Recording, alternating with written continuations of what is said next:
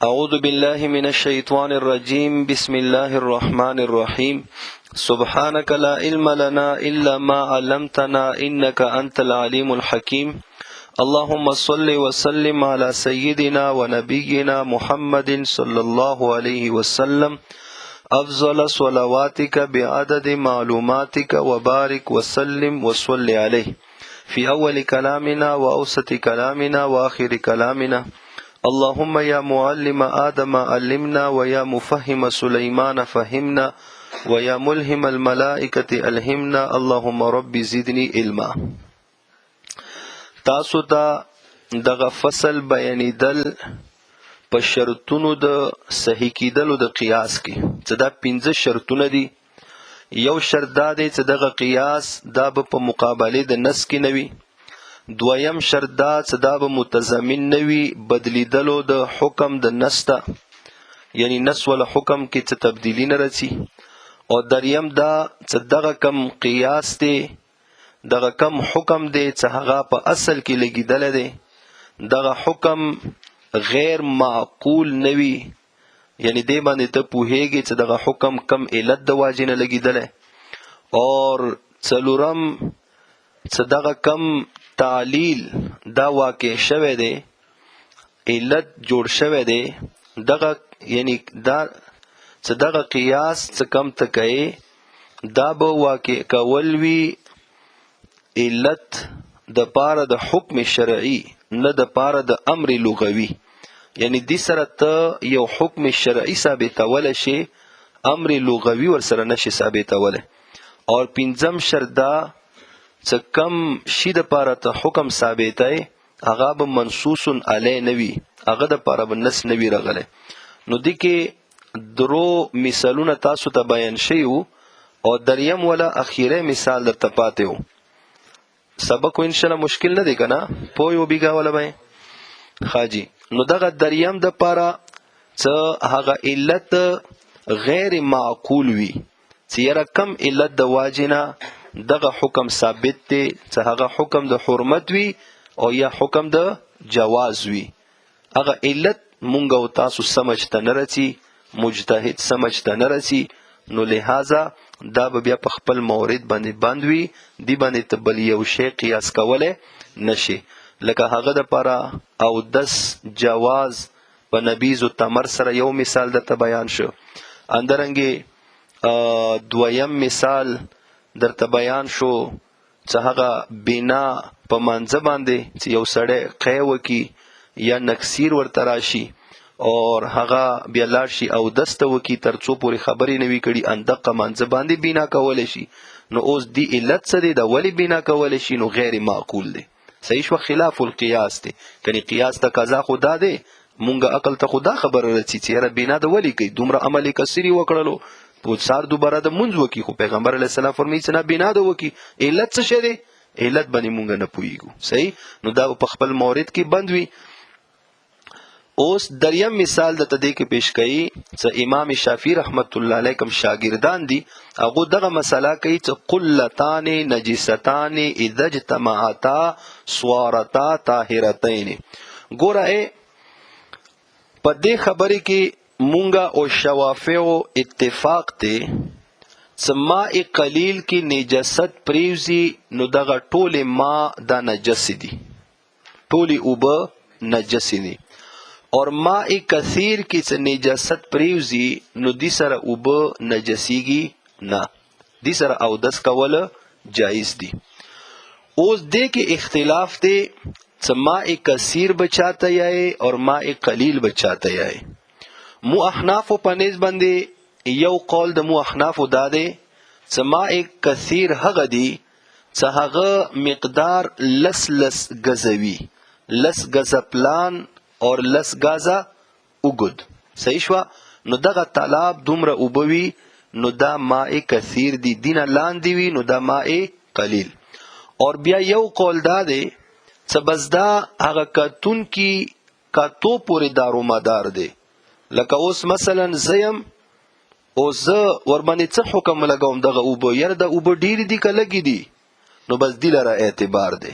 صحیح شو، رأی کاتو لره اعتبار دی، څه هغه ورباندې هغه ته د قلیل لاګي او کا کثیر لاګي.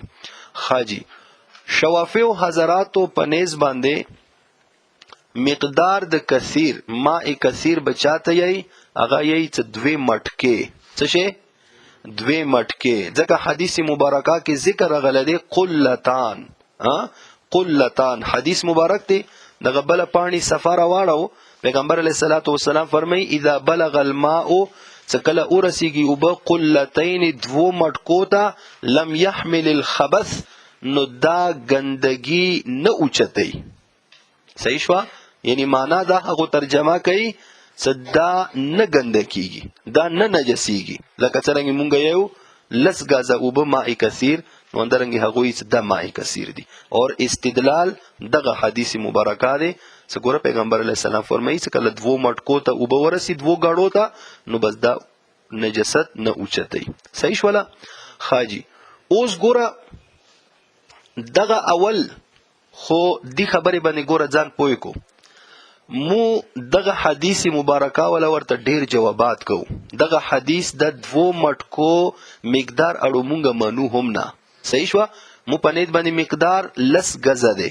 صحیح پلان اور اوګد اور اندرنګ یا اگر رای کا تولره اعتبار ده مو مسلک خدا ده. خو مو یو ټیمه پورې دو سره اندقه خبره منو. صحیح شو؟ مو دوی سره اندقه خبره منو چې بس ماء کثیر هغه مقدار څوره دی 2 مټکی دي. صحیح شو؟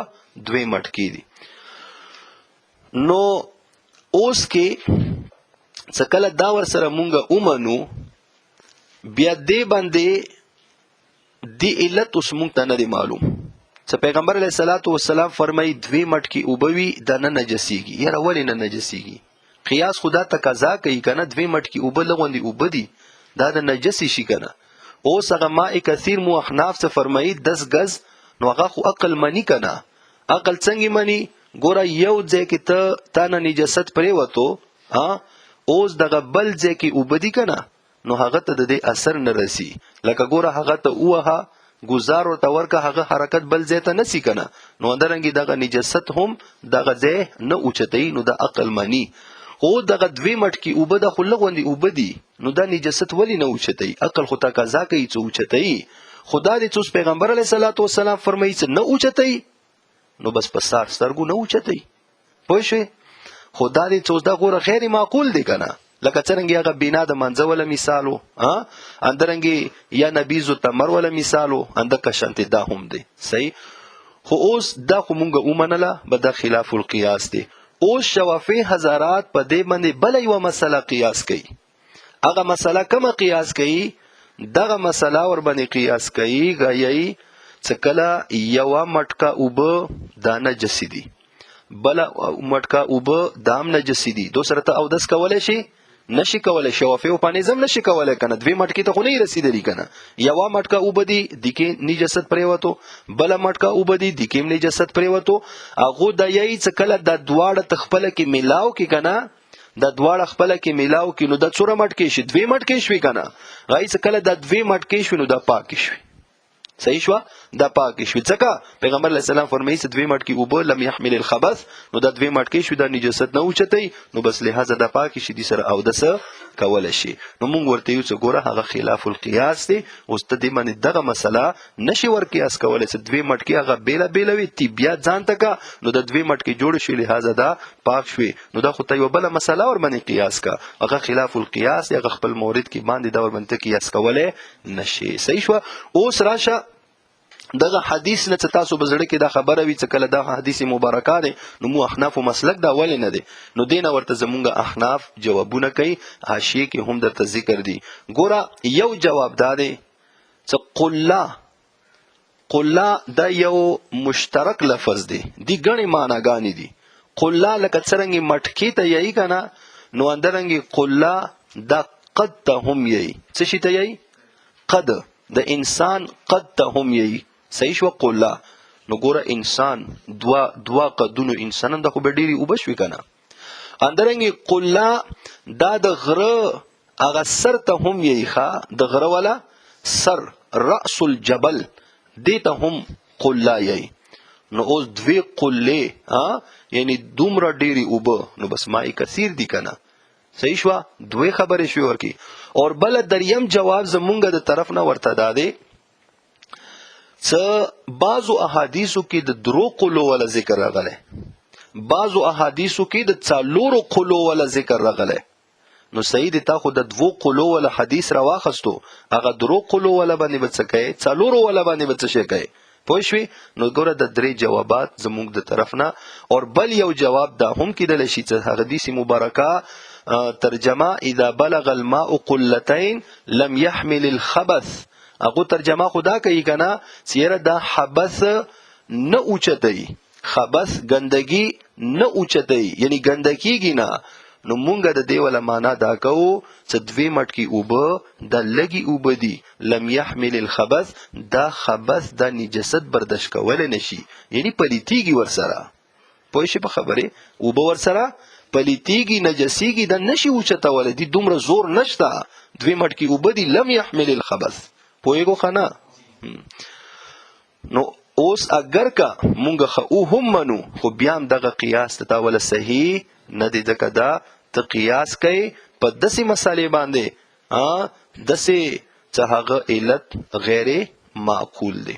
وبمثل هذا بدغه مثل سره قال اصحاب الشافعي، په مثل د دې یلی دی شاگردانو د امام شافعی رحمت الله علیه، قلتان چې 2 مټکی اوبه، نجستان چې دغه 2 مټکی اوبه نجسی وي، اذا جتمعتا وګوره کوزه ناقید لیکلی او احداهما نجستون، یا یوا مټکا اوبه پاکوي یا ور سره نه پاکوي، او څنګه یوا نه پاک دی غسر خو داس نه کیږي کنه، وای چې دا پاک سره ملاو کی.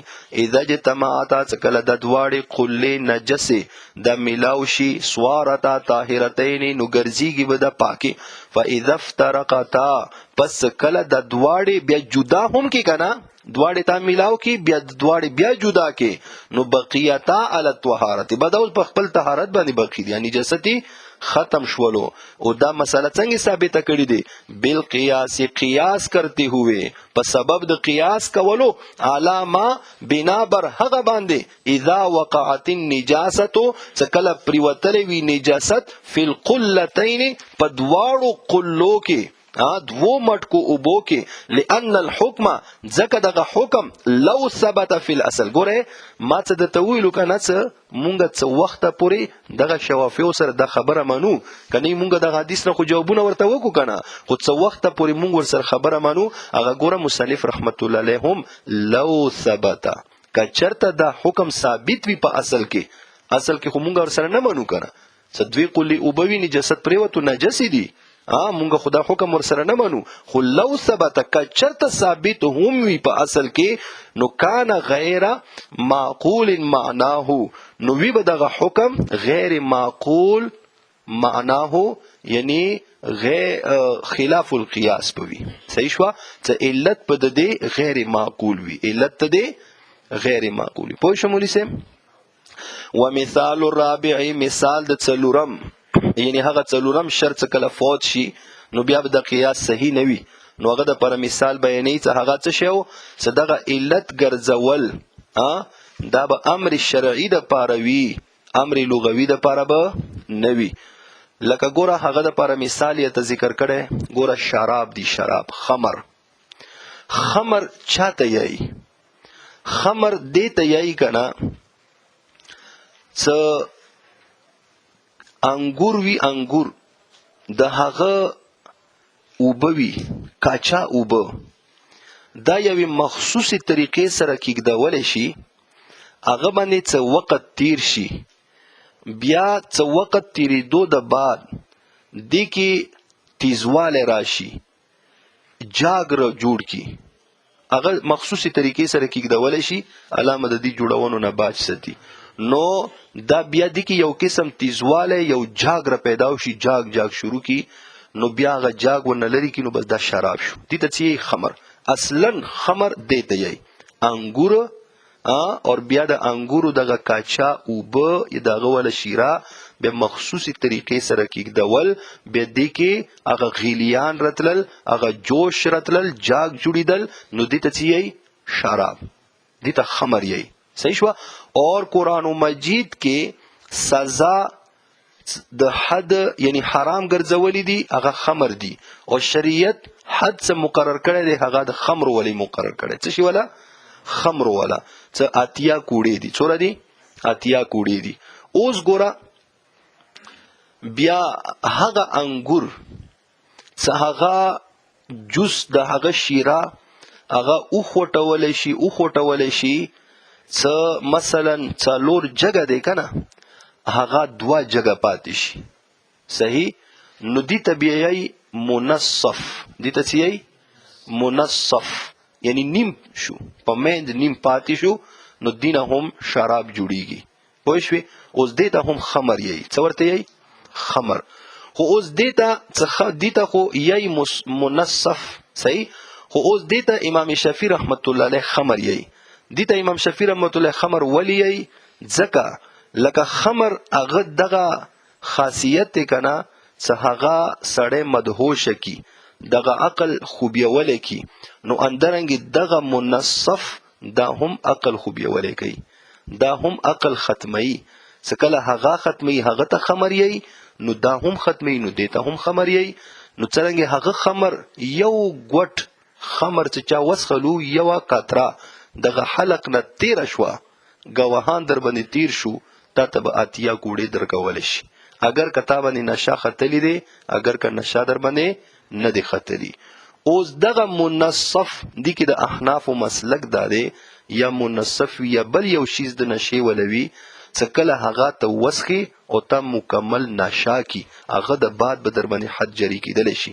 او شوافی حضرات فرمایي چې نه منصف هم چې تا یو قطره وسخلو نو تا باندې حد جاری کیدلی شي. نو اوس ګوره دغه امام شافعي رحمت الله علیه قیاس وکړلو، اور قیاسی حکم شرعي د پاره نه دی کړی، قیاسی څه د پاره کړی؟ امر لغوي د پاره کړی. امر لغوي د پاره د څرنګه قیاس دی؟ یعنی ګوره هغه ته خمر ولی یی لانه یخامر العقل. نو اندرنګ منصف هم دغه کار دی چې یخامر العقل، نو هغه ته خمر یی، دي ته خمر یی. نو لہذا څه کله دي ته خمر یی، نو دی پس خنو باندې به هم خمر ولا حد جاری کیږي. پوه نه شو مولوی صاحب؟ ومثال الرابع څلورم مثال وهو دا ما هغه دی یکون تعلیل چوی علت ګرځول لامر شرعي د پاره د امر شرعي لا لامر لغوي نبوي د پاره د امر لغوي. فی قولهم په قول شوافیو کې المطبوخ ګور په خکړلی شوی، المنصف څه هغه نیم پاتې کړلی شوی، خمرن اڅدا خمر دی. صحیح. المطبوخ المنصف اڅدا څه شری؟ خمر دی. ولی خمر دی؟ دلیل لان الخمر ځکه هغه خمر څه کم اصطلاحي خمر دی کنه، اصلي خمر شراب څه کم باندې قرآن حرمت حکم لګول دی، حد ور باندې مقرر دی. انما خبر ادا دی کانا صدی دغه خمر خمرن، یعنی دیتا څه نوم ورکړل شوی دی د خمر. ولی ورکړل شوی دی؟ لانه ځکه دغه خمر یخامر العقل، دغه عقل خوبیولی کوي، عقل کو ڈھانپ لیتی ہے. کوزا ناقید لکلی ایستره، عقل کو ڈھانپ لیتی ہے. وغیره اوس علاوه دغه خمرونه چې هغه مطبوخ المنصف دی یخامر العقل ایضا، نو هغه هم عقل خوبیولی کوي کنه، نو فیکون خمرا بالقیاس، نو وی بدا هم خمر قیاس په سبب سره. اور بل مثال یې ته بیان کړی وسارق. ګوره یو دی سارق یو دی نباش. دا مسله تاسو ته مخکې هم داسې لږه تېره شوې دی. نباش کفن چور ته یی، مخکې به خلکو کفنونه پټولو. ولی هتوی نو په کفن باندې څه شي کې کفن کپڑا خو داسې کپڑا نه وي. وګوره مخکې زمانو کې دغه کپړې جوړېدلې که نه، لاس سره به جوړېدلې، نو لاس سره جوړېدلې کپړې به ډېرې ګرانې میلوېدلې، سره به میلوېدې نه، ډېرو غټو غټو خلکو به چولې، عامو خلکو کپړې داسې چا نه شوې چولی. لاس سره جوړېدل ګران، بیا چې جوړېدلې ګران وي خو میلوېږي به کامې که نه، نو دغه کپړه به ډېره ګرانه وه. نو بیا به خلکو ځینې خلکو هغو به بیا کفنونه هم پټولو، کفن بی پټ که نو هغه بیا په خلکو باندې خرڅولو. نو اوس ګوره سارق دا چاته یی؟ چې یو غیر ولا مال خفیه طریقې سره اخستل، اخذ د مال خفیتن، اخذ مال الغیر خفیتن، دې ته سرقه یی. نو اوس سارق بل حد څه شی دی؟ قطع د ید دی. صحیح.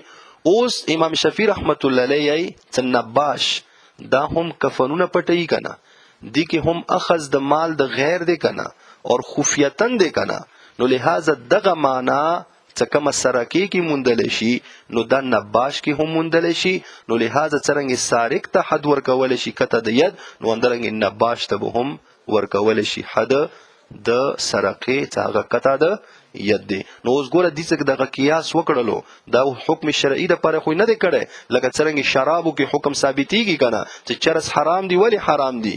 ځکه دې کې نشه دی. شراب ځکه حرام دي څه نشه دی، نو علت یو دی.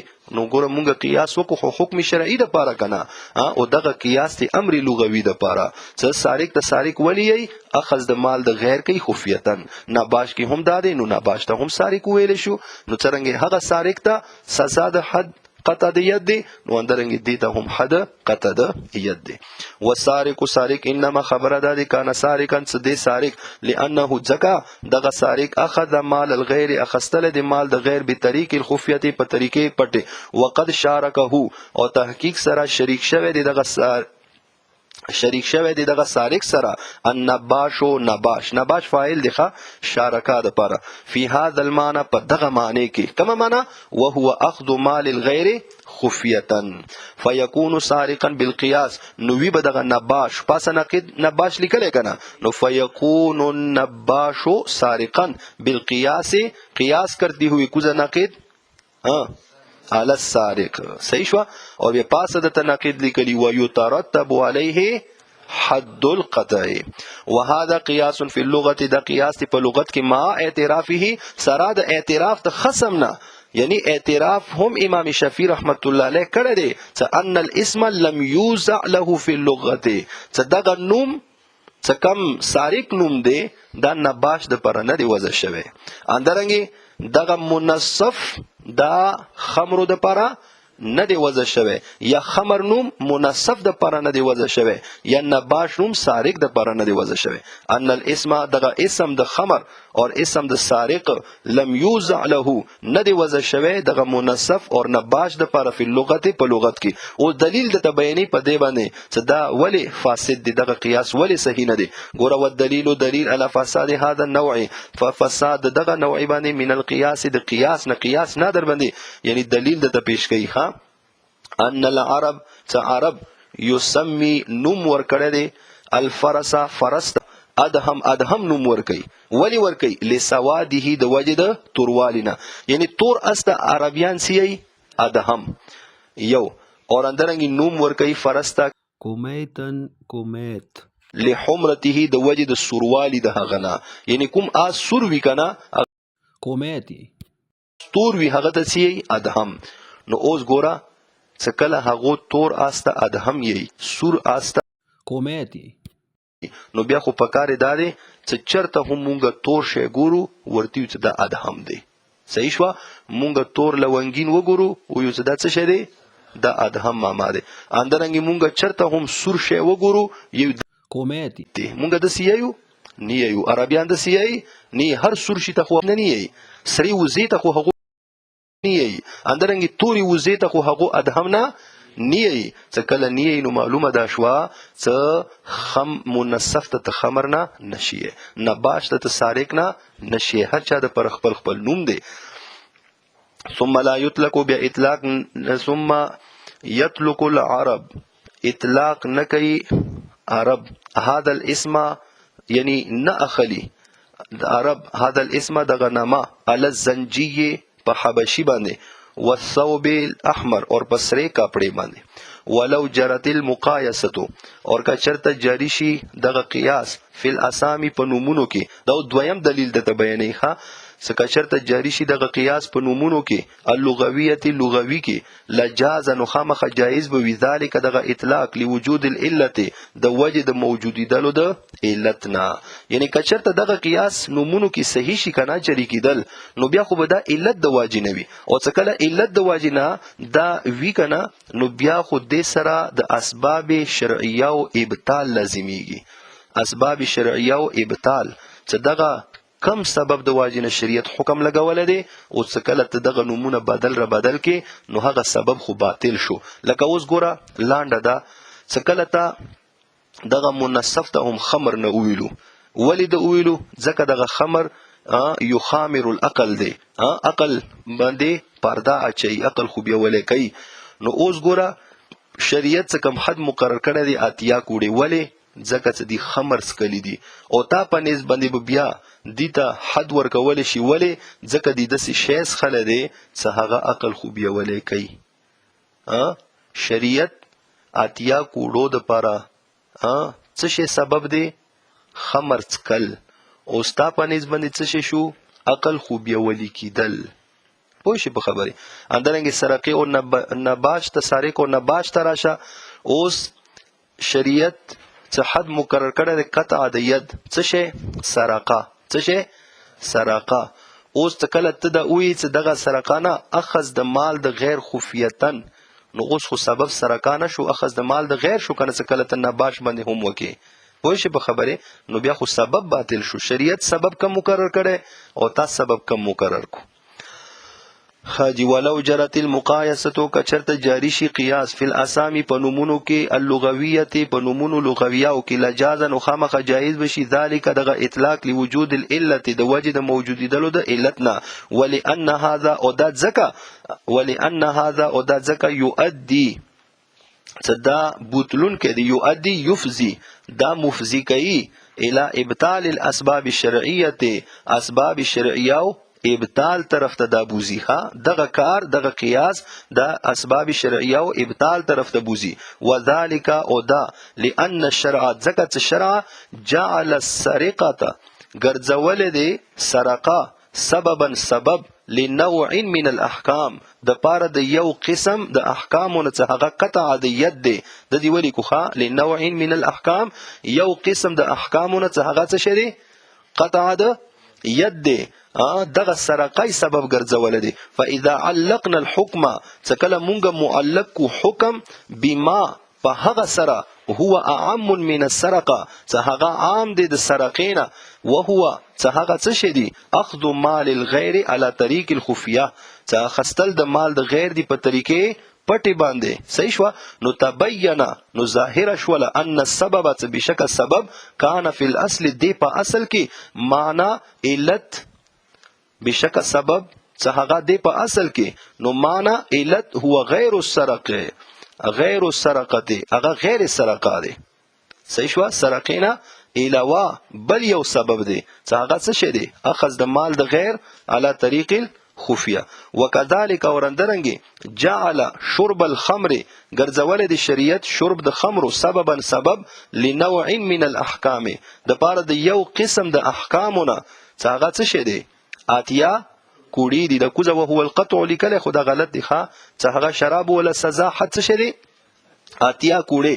نو فاذا علقنا الحكم سکله مونږه معلق کو حکم بامر په داسې امر سره اعم من الخمر څه هغه عام دی د خمرونه نو تبین نو واضح شو ظاهر شو ان الحكم څه بشک حکم کان فی الاصل دا په اصل کې دی متعلقا متعلق بغیر الخمر بغیر د خمر سره، یعنی بغیر د خمر سره متعلق دی، یعنی ما یخامر العقل سره متعلق دی. خمر سره نه څه خمر د وسخلو بلکې هغه شی د وسخلو څه هغه عقل خوبیولی کوي.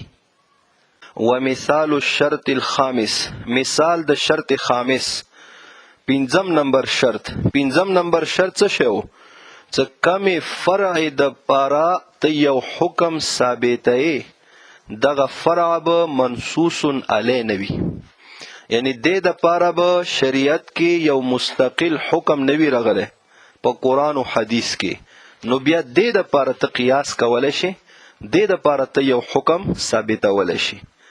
مثال د تدر کړه دی لکه اعتاق ته رقبه کافر ازدول د غلام کافر په کفاره د یمین کې دا شوافع په نسبت باندې جائز نه دی او څه هغه یې دا جائز نه دی قیاس کوي په کافر غلام ازدول باندې په کفاره د قتل کې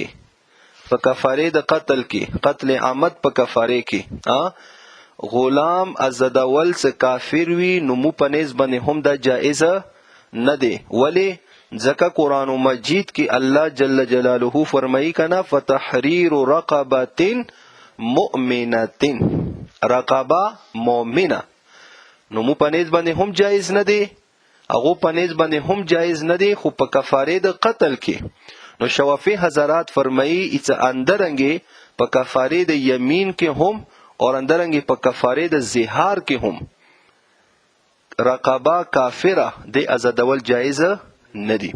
اور مو احناف په نسبت باندې په کفاره د یمین کې اور په کفاره د زهار کې کافر غلام آزادول د جایز دی. کافر غلام آزادول دا جایز دی. نو دغه شوافی او قیاس کړی دی چې کافر غلام آزادول جایز نه دی. قیاس یې کړی دی په کفاره د قتل باندې. صحیح. اور قیاس یې داسې طریقې سره کړی چې ګوره د څوره کفاری دی کنه دا د یو جنس دی. دغه تمام کفاره دا د یو جنس دی. او چې کله یوی نوعی کې یو قید ذکر دی کنه نو بیا به تمام انواعو کې هغه قید معتبر وي. تمام انواعو کې هغه قید به ملحوظ وي. چې کله یوی نوعی کې قید ذکر شو نو تمام انواعو کې به هغه قید بیا منل شي. لکه څنګه دغه کفاری دی اوس غلام د دې آزادول دا کفاره دی نو څه کله یوی نوعی کې هغه سره د مؤمنتین ولا قید ذکر دی نو اوس که نورو کې ذکر هم نه دی هغه سره به مراد وي. هغه سره به څه وي؟ مراد وي. نو مونږ ورته یو څه دا قیاس د تا ولا صحیح نه دی. ولې نه دی صحیح؟ وجه دا دی چې ګوره دلته کې د ته کفاره د یمین کې څه دغه قید لګی چې رقبه چې دا مؤمنه وي نو دا خو منصوص علیه حکم دی. دی په باره کې خو قرآن مجید په خپل حکم بیان کړی دی چې رقبه مطلقه مؤمنتین قید ور سره نه دی ذکر. چې کله هغه منصوص علیه دی قرآن مجید کې په خپل ذکر دی نو هغه د پر خو ته سره حکم ثابتول نشي. هغه خو قرآن یلی دی چې مطلق رقبه آزادول دی نو ته د مؤمنتین قید او د قیاس سره ته دا کوي دا کار جایز نه دی. اندرنګي کفاره د زهار کې هم کفاره د زهار کې هم مطلق رقبه ذکر دی. والذین یظاهرون من نسائهم ثم يعودون لما قالوا فتحرير رقبه من قبل ان يتماسا. ګوره فتحرير رقبه اور اندرنګي د قسم ولا کفاره کې هغه کې هم فتحرير رقبه او اطعام 10 مساکین. حاجی ومثال الشرط الخامس مثال د شرط خامس وهو دا ما هغه دی لا يكون الفرع نبوي فرع منصوصا علی منصوص علی بنوي کما یقال لك څرنګ یلی شوی دی اعتاق الرقبه اعتاق ازدول د رقبه الکافره د سه رقبات کافره ده فی کفاره الیمین په کفاره د یمین کې والزهار اور په کفاره د زهار کې لا یجوز د جائز ندی بالقیاس په سبب د قیاس کولو علی کفاره القتل په کفاره د قتل باندې. وګوره دی کې بدا خبریات ستو کنه د څومره اقوال ذکر دي کنه دا د امام شافعی رحمت الله علیه مذهب مطابق ذکر دي. ها یعنی دا خلا یجوز یی کنه خدا د امام شافعی رحمت الله کول تر نقل کړي چې هغه یی چې لا یجوز مو پنځ باندې یجوز. حاجی او ګوره بل مثال د بیانې ولو جامع المظاهر فی خلال الاطعام. اوس کفاره د زهار څه دی کنه چې یو سړی خدای سره زهار وکړلو نو بیا هغه رجوع کول غواړي خدای ته نو اوس هغه به کفاره د زهار ور کوي. کفاره د زهار هغه درې شیزونه دي. یو تحریر د رقبه دی من قبل ان یتماسا اور بیا فمن لم یجد فصيام شهرين متتابعين من قبل ان يتماسا. د دویمه کفاره دی کچرته غلام نه آزادی نو بس هغه د دوی میاشتې پر لپسې روژې ونسی خو من قبل ان یتماسا. اور بیا دریم صورت فمن لم یستطع فاطعام 60 مسکینا. نو کچرته د دې طاقت نه لري نو بیا 60 مسکینانو ته روټه دی. اوس دغه ځای کې د دوی کفاره څخه کوم ذکر دی یا غلام آزادول او یا 60 روژې نیول دو سره قید ذکر دی من قبل ان یتماسا. اور دغه دریمه کما کفاره ذکر دی څه هغه کفاره لنډول دی اطعام د مساکینو 60 سره نو دی کې من قبل ان یتماس ذکر نه دی. نو مو احناف مسلک دا دی چې دې د پاره من قبل ان یتماس دا ضرور نه دی. مثلا یو سړی دی هغه مسکینانو باندې دغه روټۍ خوړول شروع کړي دي نو 140 مسکینانو ته روټۍ ورکړله دغه درمیان کې کچرته هغه جما وکړله نو دا به اوسار دوباره بیا اطعام نه شروع کوي بس دغه اطعام اندسی جری دی. اگر کده دې باندې ګناهګار شو خو دې د پاره یعنی نوی سار نه دوباره اطعام بیا نشتا ځکه د دې کې من قبل ان یتماس نه دی راغله. اور شوافی حضرات هغه دغه دې کې هم من قبل ان یتماس دغه قید د ملحوظ غني صحیح. نو هغه یی کچرته درمیان کې یو سړی جما وکړله نو من قبل ان یتماس باندې عمل را نغلو نو دا به اوسار دوباره بیا اطعام شروع کړي سار دوباره بیا اطعام شروع کړي او دا قیاس کوي. قیاس هغه دلیل دی چې دغه تمام کفارات دا د یوې نوع دي چې کله یو کې یو قید ذکر دی نو دغه ټولو کې به دغه قید ملحوظ وي. اولو دو کې دغه قید ذکر دی من قبل ان یتماس نو دی اخیری کې هم دغه قید به ملحوظ وي چې من قبل ان یتماس. نو مونږ ورته یو څه ګوره دغه قیاس د داسې مسالې د باره کوي چې هغه مسله خو په خپله منصوص علی دی چې دا خپله الله تعالی مطلقه ذکر کړي دی من قبل ان یتماس قید ورسره نشته. فمن لم یستطع فاطعام 60 مسکینا نو دا ګوره شپیته مسکینانو ته روټۍ ورکول من قبل ان یتماس ورسره ذکر نه دی نو منصوص علی حکم دی. کوم حکم منصوص علی وي نو هغه د پر قیاس نشي کوله. ولو جامع المظاهر فی خلال الاطعام کچرته یو یعنی مظاهر زهار کون کی جما وکړه فی خلال الاطعام په درمیان د اطعام کې یستعنف مانا نئے سرے سے دے گا اطعام بالقیاسی په سبب د قیاس کولو علی الصوم پر روزه باندې یعنی روزه کې خو من قبل ان یتماس وکنه شپیته روزه ستل پر لپسې من قبل ان یتماس نو هغه باندې چې دی قیاس کړی دی. پوه شئ په خبره خداغه قول ګوره د امام شافعی رحمت الله علیه ولای ښه اول ماته دا خبره وکړله زمون په نسبت باندې یستأنفون دی ښه. ويجوز للمحصور دریم مثال د تبینی محصور تاسو پیژنو و محصورین محصور هغه ته یی چې یو سړی دی هغه حج یا د عمره احرام وتړي بیا څه رکاوټ ورته جوړ شي حج او عمره نه پاتې شي او دی احرام تړلی دی نیت یې کړی دی نو اوس د دې حلالیدو څه صورت دی اوس حج ته خو تللی نشي عمرې ته تللی نشي کنی هسې خو طریقه دا دی چې احرام د وتړل لاړلې عمرې ته طواف ته وکړلو صفا مروه سعی د وکړله اندرنګې سر د حل کړلو نو بس ته آزاد شوي حلال شوي احرام لرې کا صحیح شوه. خو اوس کله ته تللی نشي نو اوس د حلالیدو څه صورت دی یعنی کله ته سړی په حالت احرام کې وي نو ډیر کارونه سړی باندې حرام وي منع وي نو اوس به ته څرنګه حلالیږي ته خو تللی نشي نو هغه دپاره صورت څه شی دی نو مو احنافو په نیز باندې هدیه دی. څه شی دی هدیه. قرآن مجید آیت دی ولا تحلقوا رؤوسکم تاسو ما حلقو سرونه خپل ما حلقو سرونه خپل معنا ده چې تاسو ما حللیږو صحیح شو. سر حلقول مطلب دا دی چې سر د حلقو نو بس ته آزاد شوي الله دغه حلالیدل تاسو ته زر تر زر نصیب کی خاجی. نو اوس کې تاسو یعنی ما حللیږو سرونه ما حلقو حتی یبلغ الهدیو محلا حتی کې چې ورسیږي دغه هدیه اغا محل یعنی جای منحر تا صحیح شو اغا زمین حرم تا الته کې څه کله دغه هدیه ورسیږي اغا قربان شي نو بیا ته ځان حلال کا. شوافی حضرات فرمایي څه نه محصور او دا هغو قیاس کوي قیاس یعنی هغو مسلک دا دی شوافی ولا چې یو سړی دی که چرته هغه وس نه لري د قربانی کولو نو لہذا هغه رجوع نیولو سره هم ځان حلالولی شي، رجوع هم نیولی شي. خو دغه مسله څه هغه راوباسي د قیاس سره راوباسي. قیاس سره څنګه راوباسي؟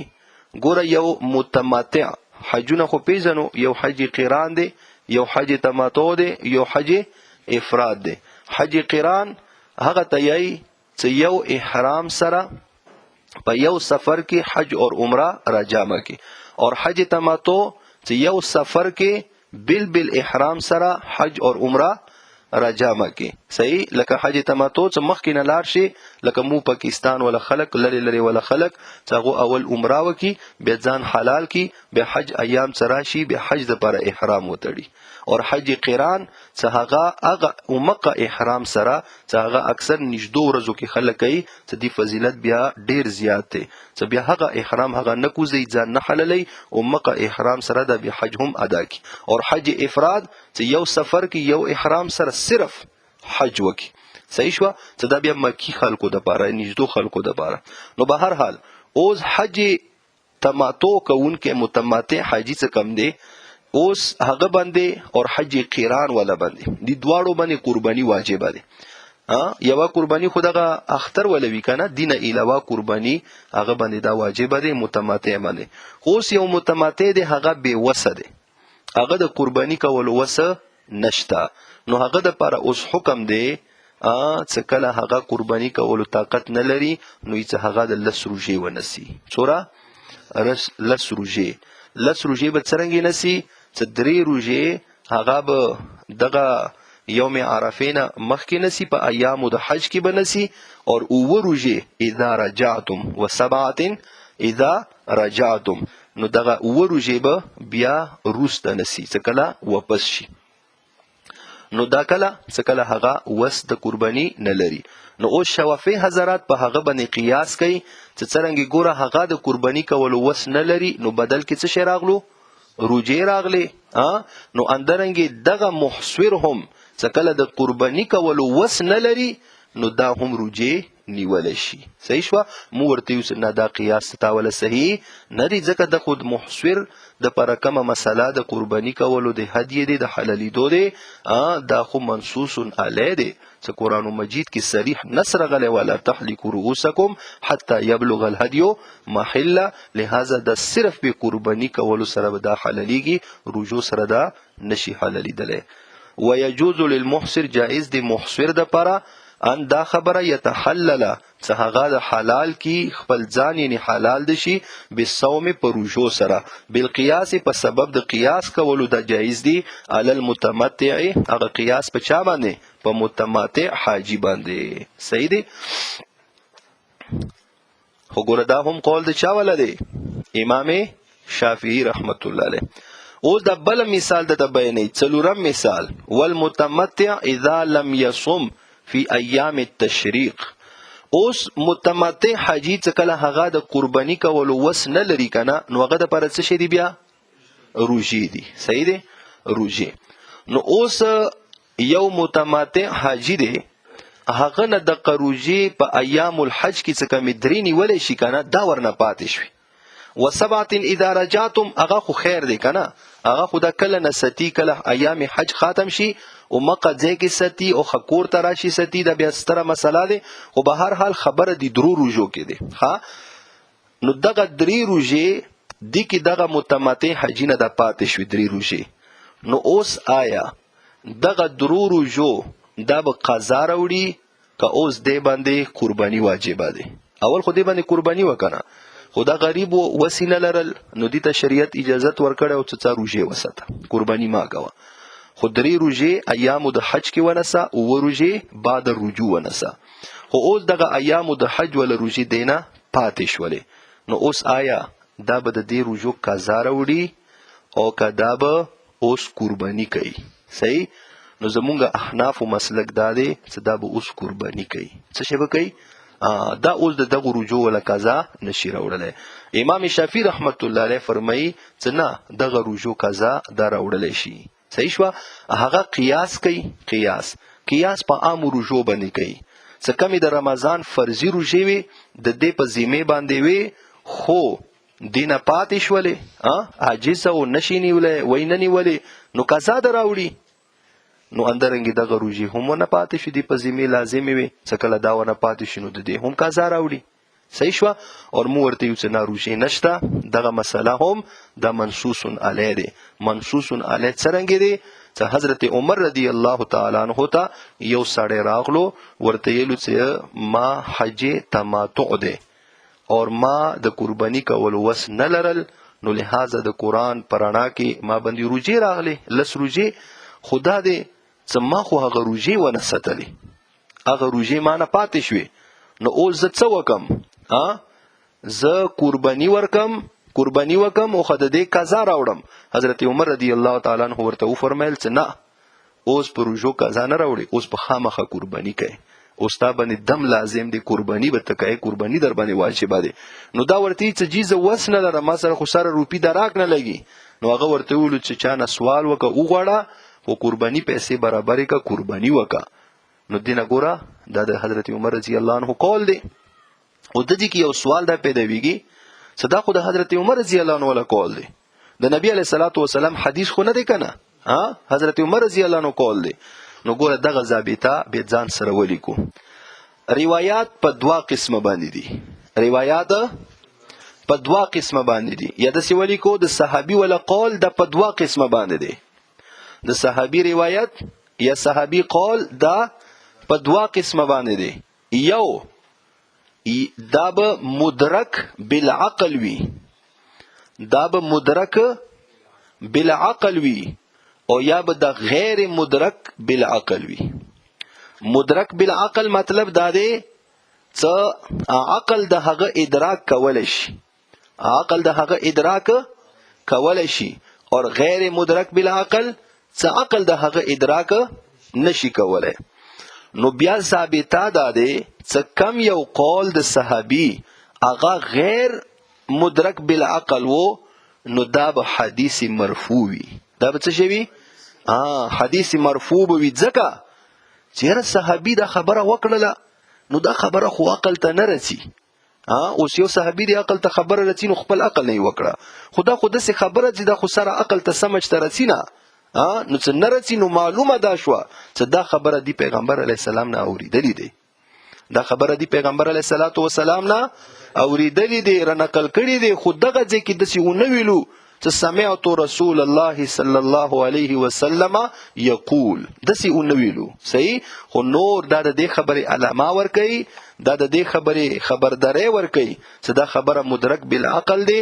نه غیر مدرک بالعقل دی نو معلومه دا شو چې دا حدیث مرفوع دی دا د پیغمبر علیه الصلاۃ والسلام ولا قول دی پوه شو په خبره نو دغه اشکال هم ختم شو چې توي چې د حضرت عمر رضی الله عنه قول دی نه بلکې دا غیر مدرک بالعقل دی غیر مدرک بالعقل قول د صحابي د حدیث دی والمتمتع والمتمتع اذا لم يصم سکله هغه روجي ونسي في ايام التشريق په ایام د تشریق کې یعنی یوم عرفه نه مخ کې يصوم بعدها نو روجي بني سیدا روسته د ایام التشریق نه بالقياس په سبب د قياس کولو على قضاء رمضان په قضا د رمضان باندې لکه قضا د رمضان بعد کې راګرځول شي نو درنګي دغه درې ورځې روجي هم راګرځول شي خدای قول هم د چاول دی امام شافعي رحمت الله علیه